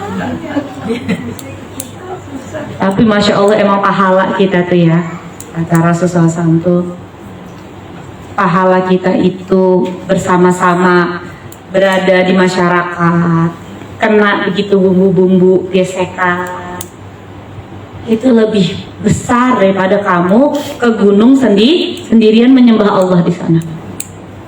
Emang begitu, emang kalau bermasyarakat tuh emang tuh ngeri-ngeri, sedap ngeri. Sampai ada seseorang berkali-kali ngomong gini sama suami saya, pengurus DKM tuh, ketua-ketuanya, Ustaz saya mending jadi direktur, waktu dulu lebih enak daripada ngurus mas. Susahnya luar biasa, salah lagi, salah. Nggak digaji juga, pengurus pengajian kan juga begitu. Ibu-ibu kalau ngadu sama saya, udah ini ada tulisannya gini, dibilang duitnya buat kita, ya Allah Mbak Nuri, sakit rasanya hati ini. Emang gitu. Itu makanya pahalanya bermasyarakat itu luar biasa. Makanya kata Rasul, sebaik-baik kamu adalah orang yang paling bermanfaat untuk orang lain, bukan orang yang paling banyak rakaat sholatnya, bukan. Bahkan ada hadis Rasul yang dahsyat. Ada sahabat Rasul bertanya begini, wahai Rasul, ada seorang perempuan, dia sholatnya biasa aja, maksudnya sholat lima waktu sholat, tapi nggak wow banget gitu. Puasanya ya biasa aja, nggak wow banget gitu. Nah, pokoknya ibadah wajib dia kerjain, ya ibadah wajib dia kerjain, ya jilbab itu kan juga wajib, pokoknya yang batas wajib aja lah dia kerjain. Tapi lisannya dia itu nggak pernah nyakitin tetangganya. Apa kata Rasul? Tempatnya di surga. Tapi dia nggak pernah nyakitin tetangga, kata Rasul tempatnya di surga. Ada lagi pertanyaan, ada orang sholatnya luar biasa, puasanya luar biasa, pokoknya ibadah luar biasa ya Rasul, tapi dia suka menyakiti tetangganya. Kata Rasul nggak pakai lama, tempatnya di neraka. Maka akhlak itu tingkatannya besar dalam mizan atau timbangan. Akhlak itu tingkatannya besar dalam mizan atau timbangan. Jangan kita ini lahir sebagai ujian buat orang. Kan ada orang jadi anugerah, ada ujian. Pastilah kita jadi ujian orang tuh pasti ada lah. Mungkin saya ujian buat mbak yang kerja di rumah saya, ujian setiap hari, apalagi nih ibu. Tapi kalau kita di mana-mana jadi ujian, itu pertanyaan. Ini ada anugerah-anugerahnya buat orang lain. Takutnya nanti tempatnya di neraka. Nauzubillah min. Kalau orang itu saya nggak bisa nasihatin, kita aja deh jaga. Makanya bagaimana saya mau merubah dunia, rubah dari diri kamu. Apalagi udah ya, Berniaga dalam masjid. berniaga dalam masjid. Habis ini langsung ya, L-nya ganti jadi MA. Enggak. Canda. Semuanya nggak tegang. Canda. Kata Ustaz Arfin MA. Aja hujan susah. Langsung ganti aja pakai MA. Gini, berniaga dalam masjid. Memang larangan berniaga di dalam masjid. Minimal tidak ada transaksi jual beli. Ya, duitnya juga diurusin di situ, promosi di situ, pembayaran di situ. Jadi pasar bukan jadi sana di pekarangannya. Jangan di dalam. Kalau mungkin ada ustadz atau ada kita, ya sekarang ada berniaga hari ini, silahkan. Itu yang ada di pekarang mungkin di masjid atau di mana yang biasa kita tempat kita itu kan ada pekarangannya. Nah di situ silahkan dibeli ibu-ibu. Mungkin ustadz di situ ada boothnya ustadz, ada boothnya ibu ini. Silahkan ya bu ya. Tapi transaksi ini cuma promo doang, tapi pasarnya bukan. Di sini pengumuman. Iklan aja yang mengiklankan bahwa di situ tuh ada booth, ada bazar, booth kok mahal banget bazar, ya karena ini waktunya ada berniaga, mungkin kan gitu ya, menghidupkan ekonomi umat. Boleh, tapi tempatnya bukan di dalam masjid, apalagi transfernya di situ. Udah ya jengnya udah saya transfer semua, nggak pengajian, nggak sholat, malah dagang. Masjidnya sama dengan pasar, itu yang tidak diinginkan oleh Allah dan Rasulnya. Termasuk musola, karena itu rumah Allah. Kita masuk ke sana presiden aja ada SOP-nya, Mbak. Makanya tadi orang yang mau sholat berjamaah apa sampai sebegitu dimuliakannya, karena dia itu berdiam diri di rumah. Ya, jadi ada SOP-nya. Kita tuh kalau ke masjid tuh kita harus sadar betul itu rumah Allah. Maka kalau kita lagi ngegibah di masjid, marahin orang di masjid yang nggak ada hubungannya dengan mungkin anaknya tiba-tiba pipis sembarangan, dia ngotot malah marahin kita, kan namanya mama ya, dibentak oktav kita juga bisa naik gitu. Astagfirullahaladzim ibu, ini kan hadis kemana-mana ibu, katanya gitu ya. Enggak, orang nggak ada apa-apa lagi diem aja, kita ngomel-ngomel apa di masjid. Nah itu rumah Allah. Istana aja suara kita pelan-pelan, Bapak Presiden datang apa, apalagi di rumah Allah. Ya, jadi ada SOP-nya, jangan sembarangan. Kalau Allah udah mengatakan di rumahnya harus begini, dijalankan. Karena barang siapa yang menjadi tamu di rumah kita nih Bu, kita nih kalau punya tamu, orang di rumah kita, ya Allah luar biasa. Duduk di sebelah sana ya Mbak, iya Mbak. Makan ya Mbak, iya. Dia mau pulang, dia beresin sampahnya bersih. Dia bawa piring kotor apa, ini saya taruh mana ya Mbak, sopan gitu. Itu pulang kalau kita masih ada makanan di dapur kita bungkusin kan buat dia. Kalau ada tamu misalnya di rumah kita, ya Allah anaknya kemana-mana, melorotin celana orang, pempes diceceran kemana-mana, kesel nggak? Bukannya rahmat Allah dapat murka Allah. Harus sadar itu. Jadi masjid ini rumah Allah ya nak. Kita bertamu ke rumah keluarga kita aja harus sopan, apalagi ke rumah. Jangan teriak-teriak, jangan lari-lari. Mungkin ada perlu kajian kali sama Ustadz. Ustadz yang lain maksudnya ada pengajian mudah-mudahan datang. Tapi kalaupun nggak bisa diomongin, nggak bisa ya kita doakan aja. Mudah-mudahan satu hari sampai yang begini ke diri dia dan sampai ke dalam hatinya. Karena yang ngasih hidayah adalah Allah. Allah alam bisawab.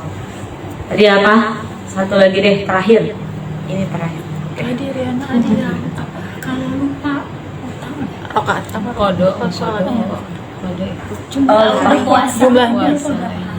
Misalnya kan udah lahirnya tuh 3 kali, terus lupa kan. Jadi begini Mbak, dikira-kira aja. Ya kalau udah lupa gitu dikira. Tapi kita ingat kita punya utang. Iya, bisa lahiran menyusui itu kan Pasti nggak sholat, pasti nggak puasa. Nah dikira-kira aja totalnya. Kalau udah bayar video tuh ya. Tetap harus. Fidyah itu justru khilafiyah. Yang sepakat semua 4 ulama mazhab adalah bayar qadha. Sedangkan fidyah untuk ibu hamil dan menyusui itu khilafiyah. Kita tetap bayar dan tetap Qadha itu yang terbaik. Itu yang terbaik. Tapi kalau mau bayar aja nggak pakai mau qadha aja nggak bayar fidyah, itu ada yang juga mengatakan nggak apa-apa. Karena yang disepakati adalah justru yang bayar qadhanya, bukan yang bayar fidyahnya. Jadi kalau udah bayar video dia nggak kode tuh nggak bisa. Ya? Nggak bisa. Itu kaulnya benar-benar lemah sekali, dan dari 4 mazhab nggak ada yang Iya, mengatakan memang demikian. banyak orang yang nggak tahu itu sih Ustazah. Jadi mereka mikirnya kayak dulu saya juga tahunya gitu, jadi Zaman dulu. kan, jadi dikasih taunya ya udah yang penting bayar dia, nggak tahu kalau harus bayar kode. Jadinya banyak kan utangnya terus lupa jadinya. Sekarang udah dapet ini ya. Iya, itu dibayar. Jadi dikira-kira Mbak, misalnya gini, saya punya anak berapa tahun nih? Ada nggak sih di antara puasa itu yang saya berpikir saya selama misalnya punya anak nyusuin 3 terus kayak begitu selama 6 tahun berturut-turut. Seingat saya nggak ada saya puasa Ramadan. Berarti yang yakin adalah hutang puasa. Gimana caranya? Nggak apa-apa, kita hitung aja, ya. Kalau orang itu namanya mau surga dari pintu manapun, hitung aja Mbak, nggak apa-apa. Ya Allah, oke, kita buka-bukaan ya, rekapitulasi ya. Allah udah tahu itu, jujur. Bohong juga Allah tahu. Daripada kita bohong sama siapa? Mau meninggal juga jadi deg-degan, jadi takut mati. Padahal kan kalau kita itu bahagia berjumpa dengan Allah, bahagia kalau kita nanti meninggal itu bahagia. Maksudnya nggak takut mati, Allah bahagia ketemu sama kita. Gara-gara kita ingat itu kita jadi nggak bisa bahagia, deg-degan, berdebar-debar. Tapi kan gue udah bayar fidyah, tapi kan di hati kecil kita takut. Nah, hitung aja. Buka-bukaan 3 kali 6 sama dengan 180. Kan kayaknya gede, jangan dipikirin gedenya. Lihat dong kalau kita cicilan rumah. Yang kita pikirin apa? Cicilannya kecil. Kenapa kalau kita mau nyicil sama Allah, nyicil sholat, nyicil judin kita pikirin gede? Karena setan. Ya kan, olahraga, lari maraton, melenting sana, melenting sini, kagak makan ini kuat. Puasa kagak? Ini dari mana? Dari setan. Maka kita bagi aja. Udah ya Allah, Engkau Maha Tahu. Bismillah. Kalau kata ulama, yang begitu-begitu itu niatin dulu. Dihitung benar-benar sejujurnya utang. Saya punya utang puasa berapa? Habis itu kita jujur sama Allah. Segini kayaknya ya Allah, ya sudah bismillah segini ya, baik. Ya Allah, saya niat untuk nyaur hutang. Maka gimana caranya setiap Senin Kamis biar sama kayak orang-orang? Cicil aja pelan-pelan. Iya, niatnya gimana? Gak bisa. Itu wajib aja. Gak bisa. Ya. Tenang aja. Yang penting puasa qadha itu sempurna. Udah bisa masuk surga tanpa nggak mau dari pintu manapun. Jadi jangan berpikir yang Senin Kamis nggak dapat, entar dulu ininya kan belum. Amalan sunnah itu bisa berdiri kalau amalan untuk menambah amalan wajib. Ini yang ditambah kagak ada, apa yang belum ketambah. Berdiri dulu dia. Jadi amal umroh itu dia nilainya umroh itu apa sih? Untuk nambah haji. Untuk nambah haji. Kan nanti di akhirat coba mana sholatnya, mana puasanya, mana amalan wajibnya, dilihat dulu sama Allah. Kok ini kurang khusyuk, kok ini begini, kok nggak sempurna, ada nggak amalan sunnahnya, datangkan kepadaku. Berarti amalan sunnah buat nambah ya wajib. Ini kalau wajibnya belum berdiri mau ditambah apa? Mau direnovasi nih pasir-pasir buat apa? Dulu ini rumahnya nggak ada. Ini segala bebatuan dan pasir-pasir, ya, semen, ini berfungsi kalau rumahnya bisa direnovasi. Kalau rumahnya belum berdiri, rumahnya aja nggak berdiri, buat apa fungsinya nggak ada. niat qadha aja ya. Niat qadha, niat, dan amalan wajib tidak mengalahkan amalan sunnah. Itu yang harus kita tahu. Mau puasa Muharram, mau puasa Syawal, itu nggak mengalahkan puasa wajib. Karena wajib itu kalau kita tinggalkan kita berdosa. Kalau kita kerjakan berpahala, kita tinggalkan berdosa. Kalau sunnah kita lakukan berpahala, ditinggalkan tidak berdosa. Itu hukum fikihnya ya, bukan rugi. Rugi itu kalau tazkiyatun nafas. Kalau ukuran fikih itu di sunnah itu ditinggalkan tidak berdosa. Tapi kita kerjakan berpahala, jadi nggak ada catatan malaikat dosa karena tidak mengerjakan, tidak. Tapi nggak apa-apa, kita bilang udah Senin Kamis atau tiap tengah bulan, dinikmatin aja. Kan tiba-tiba tahu-tahu selesai gitu. Muharram itu kan makanya bonus, kan luar biasa. Itu namanya jumlah kolesterol asam urat turun sendiri. Kenapa? Mungkin itu dari Allah teguran karena belum bayar kodok.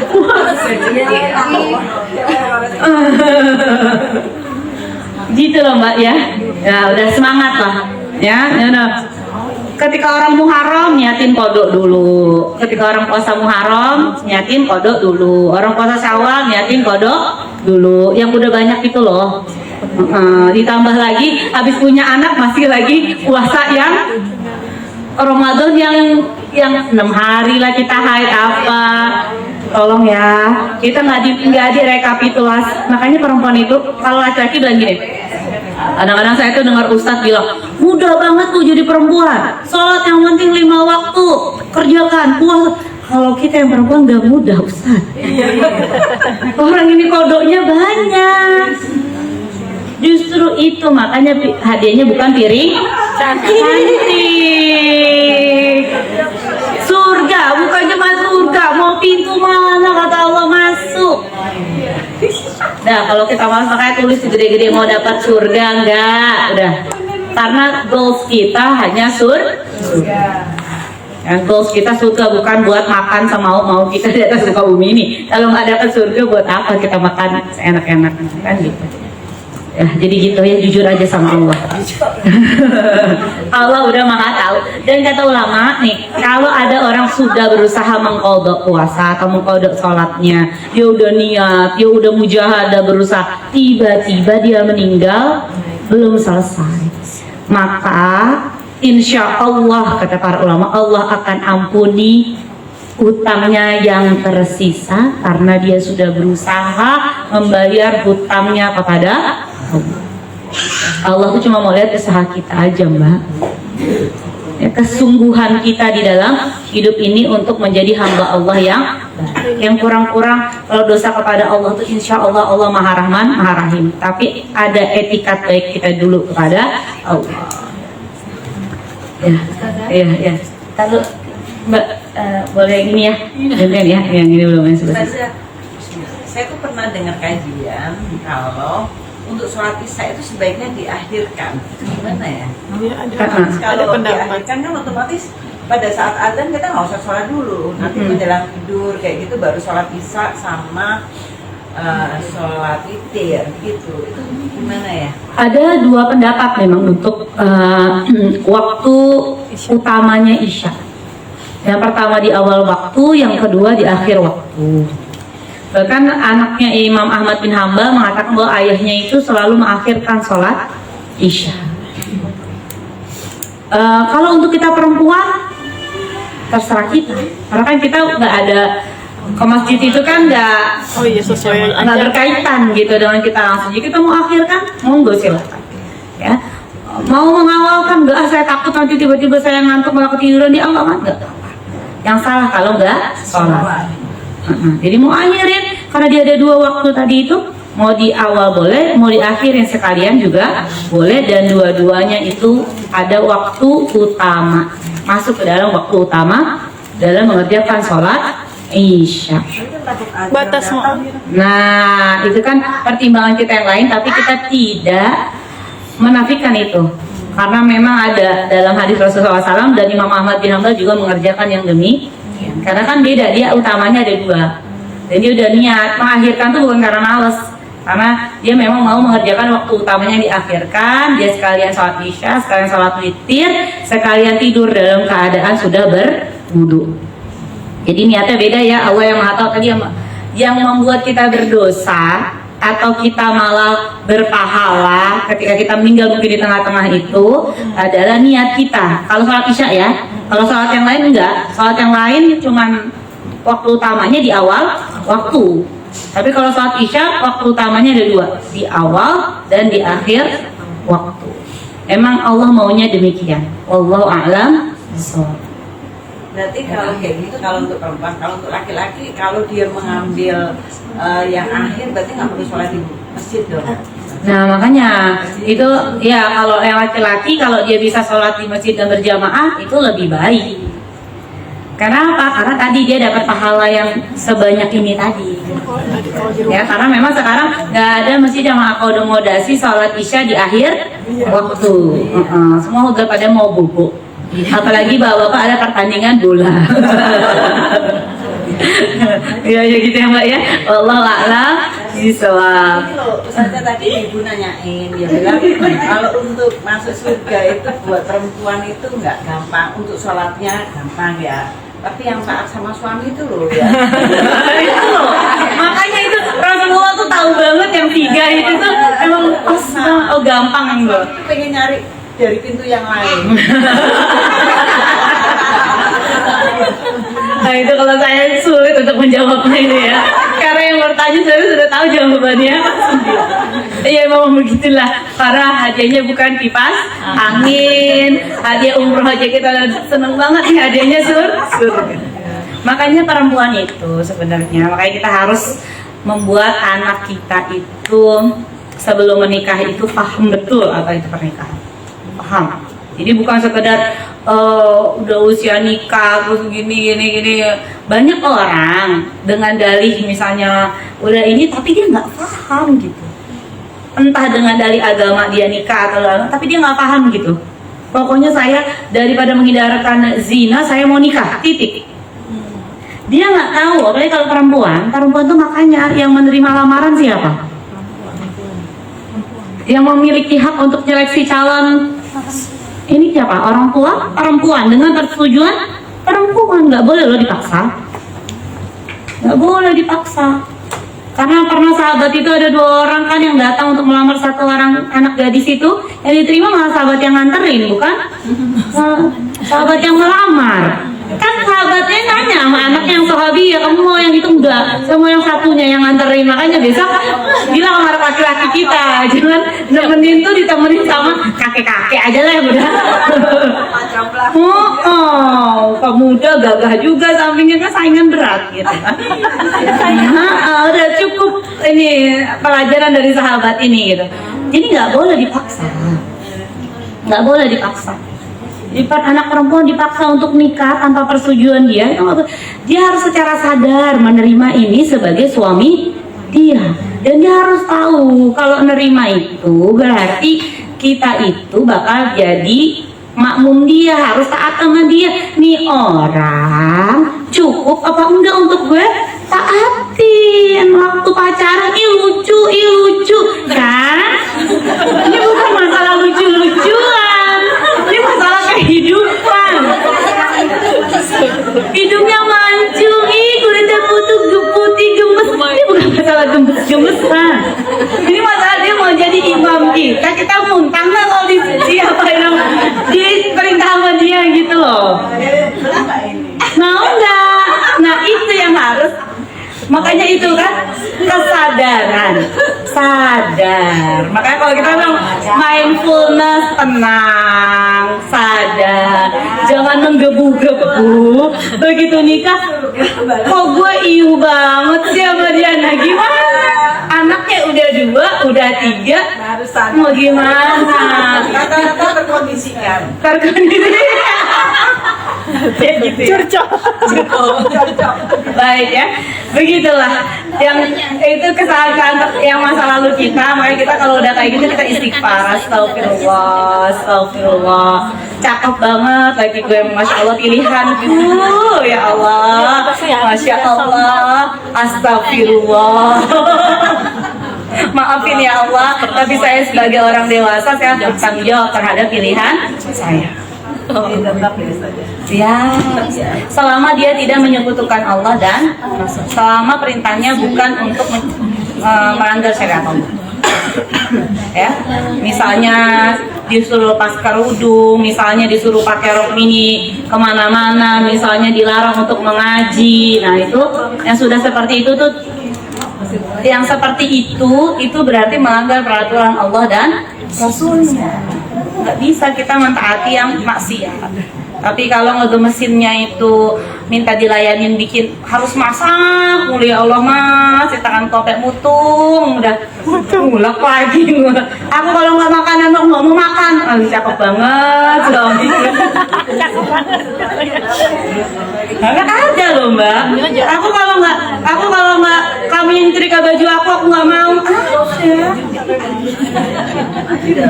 Ada yang seperti itu, pahalanya ibu luar biasa. Ada yang kayak gitu, ada jatahnya masing-masing. Ada. Gimana ya Mbak Nuri kalau mau saya tentang berantem terus, perang dunia ketiga, kasihan anak saya jadi korban, tapi saya juga capek. Ya udahlah, saya akalin aja. Mbaknya nyetrika, kita pura-pura gosok. Mas, wis rapi. Itu diakalnya kalau saya biasanya pakai bumbu racik. Oke, bumbu racik ya. Nggak apa-apa mbak, yang penting kamu udah nyetrika nggak apa-apa, kerahnya doang. Kiranya doang. Biar agak literasi. Ya Allah, bismillah ya Allah, mau bagaimana lagi tak? Saya udah capek, bismillahirrahmanirrahim, sehat. Yang penting kalau mental kita sehat kan insya Allah. Jadi saya sehat. Dan yang mudah aja lah bagi kita. Dan kalau ada sesuatu dari suami kita tuh yang kayak cakep banget, ini pilihan saya, ini tanggung jawab saya. Dia juga bukan karena melanggar perintah Allah, ya sudah kita istighfar aja. Saya mohon maaf, saya mohon ampun. Kalau dulu proses pernikahan saya ini ada yang melanggar syariatmu ya Allah, ada yang membuat tidak berkah ya Allah, lalu kita doain ya Allah, berikan dia hidayah ya Allah, berikan dia hidayah untuk lebih membuat saya tidak masak setiap hari ya Allah. Ya kan Allah yang membolak-balikan hati. Ya Allah, ya Allah gitu. Makanya orang yang nafsunya mutmainnah itu, orang yang tenang itu adalah orang yang ridho dengan takdir Allah. Walaupun dia tetap berusaha ya, tetap ada ikhtiarnya, tapi begitu emang takdirnya begitu ya udah ridho. Karena kita tahu kita nggak sempurna, dia juga nggak sempurna. Dia juga kalau ditanyain sama kita, gimana? Sebenarnya aku juga bingung. Jangan pilih kamu, kan? Gak sadar juga. Ini kok saya mau jadi imam, ternyata makmumnya agak sulit. Dia sama bapak-bapak juga bilang gitu. Kita sama ibu. Ya itulah dunia. Makanya setiap gerak-gerik kita adalah pahala. Nanti enaknya kalau sudah sampai surga. Udah ya sekian. Ini Ustadz sebenarnya nungguin saya di luar karena mau langsung ada ketemu orang lagi. Saya nggak bilang dari tadi, kalau nggak ntar suruh misi juga di sini. Enggak. Ya, baik begitu dulu ya. Kurang lebihnya saya mohon maaf kepada Allah Subhanahu Wa Taala. Saya mohon ampun. Mari kita sama-sama tutup dengan doa. Saya langsung sambung doa aja ya Mbak ya. Astaghfirullahalazim, astaghfirullahalazim, astaghfirullahalazim. Lakal hamdu ya Rahman, lakal hamdu ya Rahim, lakal hamdu ya Mujib. Ya Allah ya Rabbi ya Tuhan kami yang Maha Pengasih, yang Maha Penyayang, yang Maha mengabulkan doa. Ya Allah, kasihi, sayangi kami dan orang-orang yang kami cintai. Ya Allah, kabulkan doa-doa kami dan orang-orang yang kami cintai. Ya Allah, ya Allah, jadikan sisa usia kami dan orang-orang yang kami cintai di jalan-Mu ya Allah. Ya Allah, jadikan sisa usia kami dan orang-orang yang kami cintai di jalan-Mu ya Allah. Ihdinas siratal mustaqim, ihdinas siratal mustaqim, ihdinas siratal mustaqim. Allahumma arinal haqqa haqqa warzuqna tibaa wa arinal batila batila warzuqna ijtinabah. Ya Allah ya Rabbi ya Tuhan kami yang Maha Pengasih, yang Maha Penyayang. Ya Allah, Engkaulah Sang Maha Penyembuh ya Allah. Di antara kami dan orang-orang yang kami cintai ya Allah, ada yang sedang sakit, baik jasmani maupun rohaninya ya Allah. Anta syafi ya Allah, ishfina ya Allah, ishfina ya Allah, ishfina ya Allah. la syifaan illa syifa'uk, syifaan la yughadiru saqamah. Ya Allah, Engkaulah Ar-Razzaq yang maha memberikan rezeki, Engkaulah Al-Wahhab yang maha memberikan pemberian yang besar. Ya Allah, kami membutuhkan rezeki dan pemberian darimu, ya Allah, yang halalan, thayyiban, mubarakan, yang mencukupi kami di dunia dan di akhirat kelak, yang mencukupi orang-orang yang kami cintai di dunia dan di akhirat kelak. Allahumma kfina bihalalik an haramik, waghdina bifadlika amman siwak. Ya Allah, ya Rabbi, ya Tuhan kami, di antara orang-orang yang kami cintai ada yang sudah meninggal dunia, ya Allah. Kami mohon kepadamu, ya Allah, lapangkan kubur beliau, ya Allah, jadikan kuburnya taman di antara taman-taman surga, ya Allah. Allahumma ighfir lahum warhamhum wa'afihim wa'fu anhum. Allahumma la tahrimna ajrahum wa la taftinna ba'dahum waghfir lana walahum. Ya Allah, ya Rabbi, ya Tuhan kami, Engkaulah yang maha membangkitkan, ya Allah. Kami mohon kepadamu, ya Allah, bangkitkan kami dan orang-orang yang kami cintai di padang mahsyar kelak dalam keadaan Engkau tutupi aib-aib kami, Engkau ampuni dosa-dosa kami, Engkau berikan anugerah kepada kami dan orang-orang yang kami cintai untuk menerima syafaat dari baginda Rasulullah SAW, dari Al-Quran, dari Ahlul Quran, dari orang-orang yang berjihad di jalan-Mu, ya Allah. Ya Allah, ya Rabbi, ya Tuhan kami, berikanlah kami kemuliaan untuk meminum dari telaga Rasulullah SAW, untuk dimudahkan penghisapannya, untuk dimudahkan berjalan di atas sirat-Mu, ya Allah, untuk dinaikkan derajatnya bersama orang-orang yang kami cintai di syurga Firdaus-Mu, berjumpa dengan baginda Rasul sallallahu alaihi wasallam, dengan para nabi dan rasul yang lain yang kami idolakan, serta orang-orang mulia hingga akhir zaman, mendapatkan kenikmatan tertinggi, bisa melihat wajah-Mu yang indah dengan kedua mata kami sendiri, bisa mendengar suara-Mu yang indah dengan kedua telinga kami sendiri. Ya Allah, ya Rabbi, ya Tuhan kami ini lemah butuh pertolongan-Mu. Orang yang kami cintai lemah butuh pertolongan-Mu. Negara kami ini yang kami cintai butuh pertolongan-Mu, ya Allah. Mereka yang membela Baitul Maqdis-Mu butuh pertolongan-Mu. Mereka yang berada di Gaza butuh pertolongan-Mu. Mereka yang terzalimi karena keimanannya, ya Allah, butuh pertolongan-Mu, ya Allah. Allah mansurna nasran qariban aziman. Allah mansurna nasran qariban aziman. Allah mansurna nasran qariban aziman. Ya Allah, tolonglah kami, ya Allah, dengan pertolongan-Mu yang dekat dan besar. Tolonglah kami semua, ya Allah, dengan pertolongan-Mu yang dekat dan besar. Tolonglah kami semua dengan pertolongan-Mu yang dekat dan besar. Rabbana atina fid dunya hasanah wa fil akhirati hasanah wa qina adzabannar wa adkhilna jannatal ma'al abrar ya azizu ya ghaffar ya rabbal alamin. Subhana rabbika rabbil izzati amma yasifun, salamun alal mursalin walhamdulillahi rabbil alamin. Alhamdulillahil alamin. Kurang lebihnya saya mohon maaf kepada Allah, saya mohon ampun. Billahi taufiq wal hidayah. Assalamualaikum warahmatullahi wabarakatuh.